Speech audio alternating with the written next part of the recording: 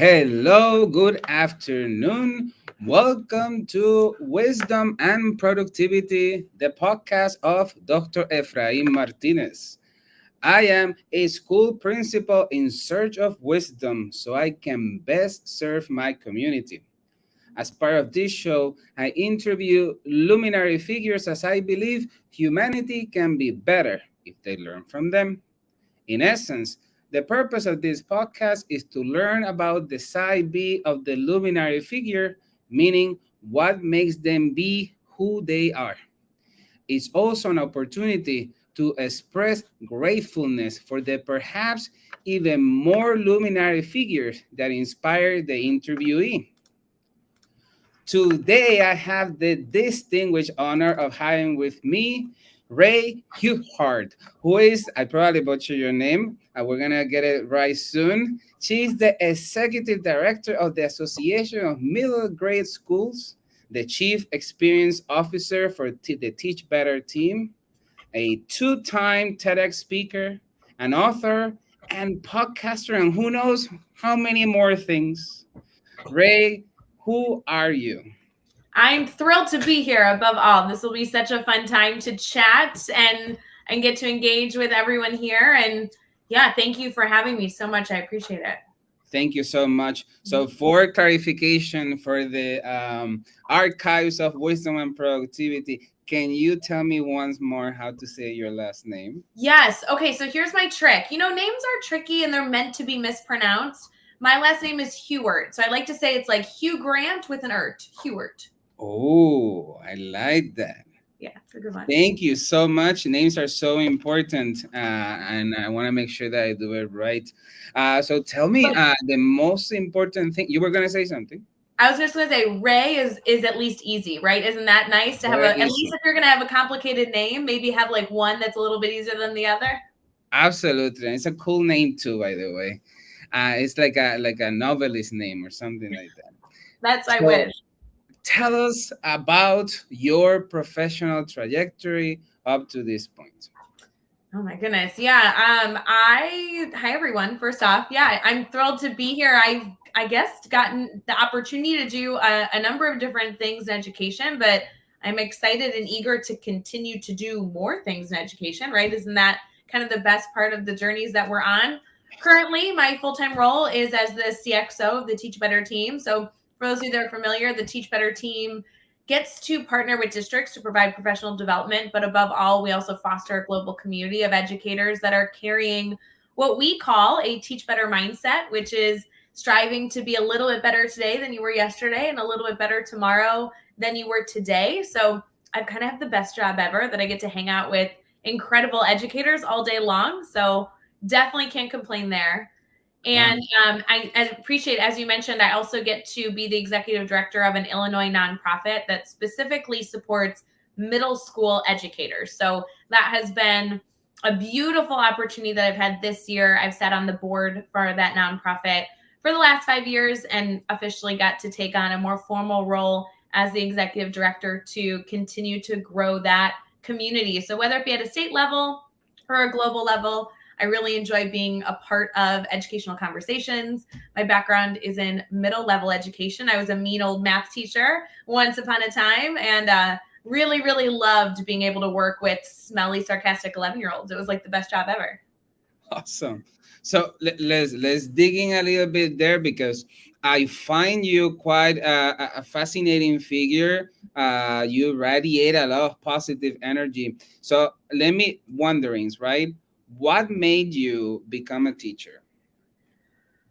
Ooh, that's a great question. I struggled in school. I actually hated school. School is my least favorite place of all time. Not because I didn't have everything put in front of me to be successful. I had incredible support.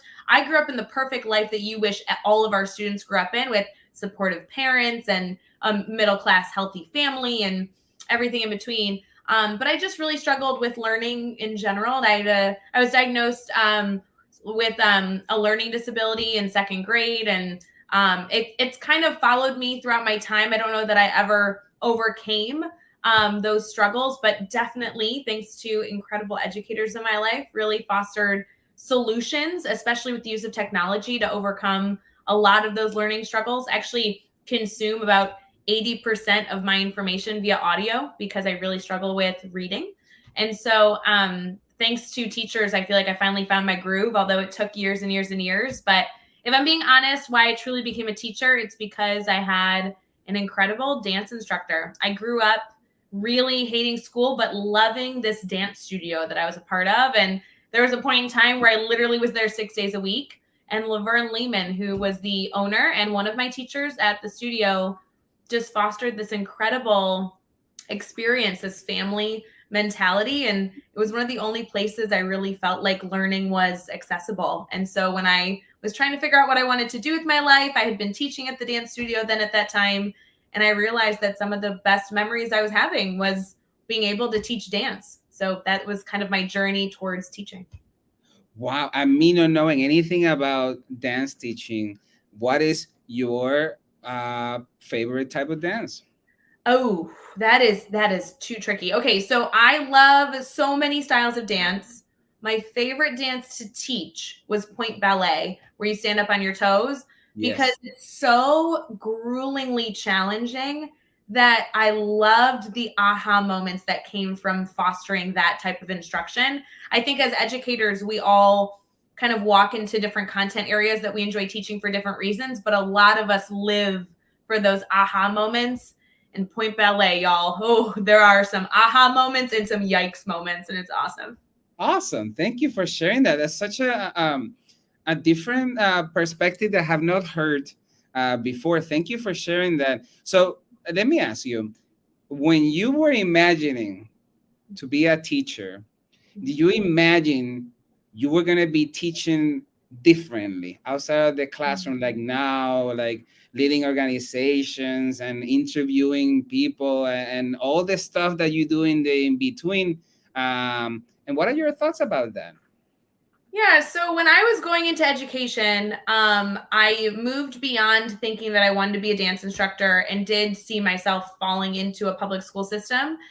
And my mindset was initially, not to blab on about this, but I wasn't intending to go to college. That was not a career path that I was told that I was going to be able to achieve. My intention originally was just go to try and get some sort of certification and find a field that I could learn within. And with a lot of support, I was able to get into school to be able to then get a teaching degree. And I really felt like that was a blessing. I didn't have nearly the scores I needed to be able to do what I wanted to do. And, for whatever reason was offered an opportunity is really what it was. And my mindset was, if I was going to be offered this opportunity, then I might as well put everything I could possibly put forth towards it. And so I was thinking about what the worst grade level was and the worst subject to teach. And I think if we all reflected on the worst time of our learning career and reflected on the worst subject, we'd all agree that it was middle school math, because middle school math is terrible. I actually got a D in sixth grade math. I think I'm the only sixth grade math teacher that got a D in sixth grade math. Very proud of that trophy. And what I really wanted to do as I was entering into education is try and find a home for the student that I was really in my own classroom, which I know many educators feel that same way. They have a teacher that positively influenced them, or they saw a gap in education, they want to try and fill it. I definitely fell into that category. My parents growing up were exceptional business people, and they really valued networking and connections and fostering relationships. I never quite understood why I could learn really well at home, learning the things that they were working on, and learn really well at the dance studio, learning those skills, but why school was so hard. And I really wanted to foster really making our content relevant to our students. So I don't know that I quite knew what that would look like, but early on in my career, I ended up facilitating and continued for about a decade facilitating a classroom where students took on themed internships that were all sponsored by local businesses. And they did this through a mastery framework. So students were truly partnering with organizations in our community to learn the content at their own pace, which was a really wonderful way to teach, because it freed me up to not be the content delivery system and allowed me to facilitate really deep thinking, which was wonderful. Wow, thank you. Wow, what a journey. Thank you. If like in Back to the Future, if you can go back in time to any of the positions you have held, what would be one or two things you will tell yourself? Ooh. I definitely did not believe I was going to achieve anything of substance. And that really weighed on me for quite some time. So I think that would absolutely be a little tidbit I'd love to whisper in my ear. I also really struggled, I think, as many of us do, many of us continue to, is with self-identity, understanding what you're good at, being able to move into forming your life around those skills that you have rather than the deficits you may carry. And while I think all of us would appreciate that type of encouragement, I think that would have been good insight to know that long term I would end up finding a career path, finding a field, working with people in spaces that I really felt successful in and spaces that I enjoyed. That's good. Thank you. Let me ask you a little bit deeper. All of us you mentioned, and it's so true. Imposter syndrome is so real. Do you remember the time when you began to believe? We all have a little bit of imposter syndrome all the time. I mean, right now is a perfect example of us talking. I don't know that I'm worthy enough to be interviewed Oh necessarily. no. We all have a story, but yeah, so I had this terrible mindset early on where in college I created a bucket list. And when I look back at this bucket list, it was really just all the garbage that I wish I could do but never thought I could do. And I went through some challenging times the last few years. And this year, at the very beginning of 2021, I crossed off the last thing on that list. Ah, And a lot of people, when I would kind of bring this up in conversation, would say, "Ooh, so what's next on your bucket list?" And I will refuse to ever make a bucket list again, and at least not the same way that I did, because if you're creating a bucket list to essentially put forth something in front of you to show you all the things you will not accomplish, that is a terrible mindset to carry. Whereas now I will absolutely set goals, but goals are things that I'm working towards that I intend to achieve. And the only reason I wouldn't achieve them is because I don't want to achieve them anymore. And I think that mindset shift was something I really struggled with, but was really important to me. It's something I've been working on for sure. that's a great way of seeing it. Thank you so much for sharing that. This is a broad question. Who do you learn from? Everyone all the time. I learn from everyone all the time. I think that life is not about having the answers, but about surrounding yourself with people that can give you the answers. So I joke that I am not an expert in anything, but I love surrounding myself with people that are experts in things so they can tell me the right answers when I need them. So I learn from everyone. To give shout out to many people. Obviously, the people on the TeachBetter team I learned from on a consistent basis. I've learned more from Jeff Gargas than almost anybody in my life. He's been an incredible influence. And my parents, I grew up with 5 moms and 5 dads that practically were all biologically related, even though they're all family friends. And they have taught me endless things. So I really believe in celebrating the people that you have around you and learning from them for sure. Awesome. What has been the biggest lesson? Oh, the biggest lesson. Ooh. Probably from my father and my mother. They are very bright people. I mean, you should be interviewing them. They're charismatic. They are so well accomplished. And they fault it all to networking and getting to know people. I think that was the best thing that they ever taught me, is the concept of networking and building a community around you. There is nothing that I do right now that I don't utilize our community for. Beautiful. Thank you. So a connected question: who is or who are your biggest influences?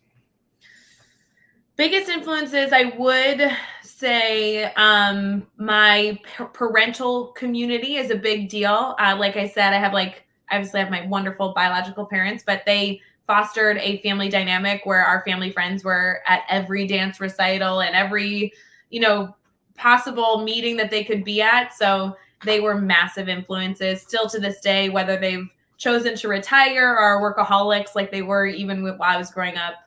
Those are for sure my biggest influences, without a doubt. Awesome. Thank you. That's you were very fortunate then. I was Uh, exceptionally fortunate. I'm willing to share those. If any of you are on a hunt for a mother or a father, I got like 5 I can refer you to, 5 different couples too. There's a lot of people. that's awesome. Thank you. Thank you. So you know this being successful in anything that we do includes being on top of our productivity. But this means so many things to so many people. What does it mean to you? And you how do you get organized to get all these things done? Okay, I live by my calendar. I don't know about you. Do you keep your calendar religiously? Yeah, if it's not in the calendar, it's not happening. This Even is with my my children. oh yes. I mean, if it's not on my calendar, it doesn't exist. We can discuss it, we can handshake on it, we could hug on it. If it doesn't go on the calendar, it doesn't actually exist. So that is a huge deal. I black out from the moment I wake up to the moment I go to bed on my calendar. And sometimes you deviate, right? It happens, but I really, really live by my calendar. I'm also a paper pencil person. I try really hard to be tech focused, but like I don't have it next to me, but I have a calendar that I write my to-do list in every day, or it's actually every week. And when that goes missing, there's no productivity to be had because my entire life lives in this journal. I see. So you this journal is like your best friend. You carry it with you where you go. I buy a new one one time a year, and it's week to week the to-do list. And so my calendar tells me where I need to be, and my to-do list tells me what I need to accomplish when I'm either there or have free time in my schedule. Great. Let me ask you, how do you prioritize what you need to do in that list? So I'm very fortunate being a co-owner of a company that has so many projects going on. We do really use the same design that a classroom teacher would, where we're setting goals and we know where we want to go, and then we work our way backwards using that backwards design. So those due dates are essential for me. That's probably the biggest element. I don't know how people prioritize the work on their to-do list if they don't know the why behind when that to-do list needs to be accomplished. So we are constantly working 2 weeks, 2 months, 5 months ahead, and how we can backwards then design the to-do list is how I then figure out what I need to be working on for I sure. see. So let me ask you a couple of follow-up questions in terms of organizing yourself to make the art that you do. So let's go in order, right? The one I'm super curious is how do you organize a successful TEDx talk? Oh, can I tell you, full transparency, doing a TEDx presentation was the most intense professional Tell development us more. I think I've ever had in my entire life. And Linda was my coach. For those of you who have done a TED Talk, you know this. If you haven't done one, I will let you know. You apply, and it has to be an original idea. So you can't apply for a presentation you've done 100 times. You're applying with your like content. And then you get accepted and you get handed a coach, and your coach walks you through essentially the process right up until you stand on stage and conduct it. And holy moly, I have never worked so hard. I have never had a coach give me such constructive feedback in my entire life. I have never learned that intensely ever. What was the most impactful feedback you were given? That from Linda. Okay, you should know I love Linda. She was an I incredible don't know coach. Linda. I would bow to her. Like, she enters the room and she's a queen, let me tell you. But I will tell you, there is a very beautiful moment I had that I can only hope that a student never, ever, ever experiences. But she tells me, and I could even literally tell you the date. It was this intense, where she says, "Hey, I need you to tell me your speech word for word and type it out in a Google Doc." And I was like, "Oh, that doesn't work for me. I don't read. Me typing the words out will be completely useless to me." And she was like, "I don't care. That's the format." Like, okay. So she tells me this Wednesday morning. She says, "I need it by Thursday morning." And I was like, "You want me to design my entire speech word for word and submit it to you in 24 hours? No big deal. I only teach full time and I work for the TeachBetter team, whatever." So I get this all done. I'm staying up. I send it to her at like 4 a.m. and she gets it. And I have a meeting with her after school on Thursday. So this is like 24 hours. I'm getting her this content. And we hop on the Zoom call. And she goes, "Ray, I really appreciate you getting me this information. I have some feedback and we still have a week to figure this out. So we'll tweak for the next 7 days. It's like, okay, I'm ready. I'm intent, like, sign me up.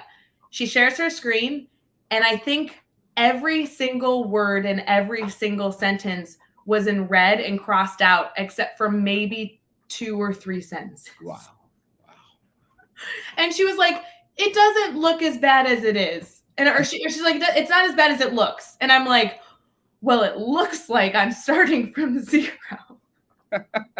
It was intense. I learned a lot. Yeah, but that was the most intense feedback. I don't know what that communicated besides that it was not good. Wow, that's great to know, because sometimes getting feedback, it is so difficult, especially if nobody has really taken the time to give you the direct feedback that you need to listen to. Well, and it's interesting because feedback truly is an art, right? This is a skill that teachers are constantly working on. And Linda was wonderful at providing feedback. The difference that I learned that day is that when we provide feedback via audio, right? Like we're discussing feedback, she gave wonderful feedback. The difference is when we add a visual component, that also communicates feedback. So as you're thinking through as an educator, how am I communicating, whether it be to my staff or my students? Don't only think about the tone of voice and the language you're using, but is there a visual component that can either hinder or positively impact the feedback you're providing? And that in and of itself really did give me a lot to think about, because her feedback via her voice really gave me a lot of constructive criticism that I used truly to my core, that shaped my TED speech. But yeah, seeing everything crossed out in red, that's like a nightmare I want to forget. Thank you for sharing that. Another productivity question. In terms of your daily drop, I was honored to be one of your guests. You do this on a daily basis. It's obviously a labor of love. For the listeners of the show, what advices do you have? What lessons have you learned in running a successful podcast that depends on who's coming, who are you going to interview, that kind of stuff. What lessons have you have to share? And so many. The Daily Drop-In Morning Show is a morning show conducted by the TeachBetter team Monday through Friday at 7 a.m. Eastern. We stream on Facebook, YouTube, Twitter, and Twitch, and it also becomes a podcast episode on TeachBetter Talk Podcast. And I never thought that we would still be doing it at this current time, but we actually created this idea when we were sitting in an office space on March 13th of 2020. And we were in downtown Chicago. The whole city was shutting down. All the schools were shutting down because of COVID. And Chad, Jeff, and I were truly sitting in a boardroom saying, how in the world are we going to support an entire network of educators when nobody knows what's coming? And like we all have experienced now, hindsight's 2020, there was unknowns that were going to hit us for months and months and months, and nobody knew how to coach an unexpected occurrence. And the only thing that we came up with was simply to be accessible. So our mindset was, if we're live every single morning, then no matter what happens, we can aim to be a safe haven, a brainstorming space for educators that they always knew would be there. Whether it was a good day of news or a terrible day of news, they had an outlet. And I think one of the biggest things I've learned since starting the show, not just by inviting on incredible guests like you who have just shared incredible insight to our communities. I truly learn every single day from guests that join us from all over the world. But for me, the biggest element of, as you put it, a successful podcast, I hope that we continue to be successful, is listening to the audience. The only reason that Daily Drop-In is a thing right now is because anytime we stop, people want it to come back, and they tell us they want it to come back. And whether it's in our teaching practices and our podcasting or anything in between, knowing who your audience is, asking for feedback, and truly listening to what they tell you, I think is one of the biggest things I've learned just in general from the TeachBetter team. Awesome. For the listeners of the show, can you tell us a little bit more about the TeachBetter community? What does that mean? What it represents? The TeachBetter team is such a fun crew. Obviously, when the TeachBetter team originally began, Jeff and Chad founded the team, and it was aimed to provide professional development. And what we realized is we can be in however many schools every single day doing PD, but we can't be in all schools every day. And so we recognize that fostering a community, whether we were physically with people or not, was going to be essential in ensuring that we could actually enact change. Because as all of us know, a one-off professional development does nothing. An implementation that has a 2-day workshop and a 10-day visit over the course of a year is powerful, but a network is undeniable. And so the team truly has developed over the last, I guess we're at 6 or 7 years at this point, fostering a space for educators to find solutions. We joke that we're a solution-seeking crew. So whether you're hoping to learn about mastery learning, which is kind of our bread and butter, or you're looking just to share ideas on technology or anything in between, it's a great space. So if you guys want to head over to teachbetter.com, there are multiple blogs published every single day. I have no idea how anybody could keep up with that content. We have a podcast network, which features 40 plus podcasts that are all vetted by our community and celebrated as great podcasts to listen to. We have our speakers network, which are celebrating educators around the world that are doing incredible work outside of the work that we do, that we encourage you all to learn from. We have guests, just everything. We have an ambassador community. We have masterminds that happen multiple times a week. It's just truly a hopefully a one-stop shop to collaborate with others. That's the goal. Great learning opportunities for everyone. Please head out to Teach Better. My last question, Ray. Any philosophy or anything you have about the use of social media to leverage all these messages? There are some listeners of the show that might be thinking, is social media for me? There's so many negative stuff. Why would I go there? Any thoughts that you might share? Yeah, so I have a love-hate relationship with social media. And if any of you want to talk about that more, feel free to reach out. I'd love to give you my stories there. But the reality is that it is an incredible way to connect with people. And it's also an incredible way to hate connecting with people. And it is up to you individually to determine what your journey is on social media. Social media is completely curated based on your desires and needs. And I think the issue that people have with social media is that they curate news feeds and they connect with people that don't fuel them in the way that they expect it to be fueled. And so we have a course in our Teach Better Academy that actually goes through some of the initial steps of how to get on social media with a productive solution-seeking lens.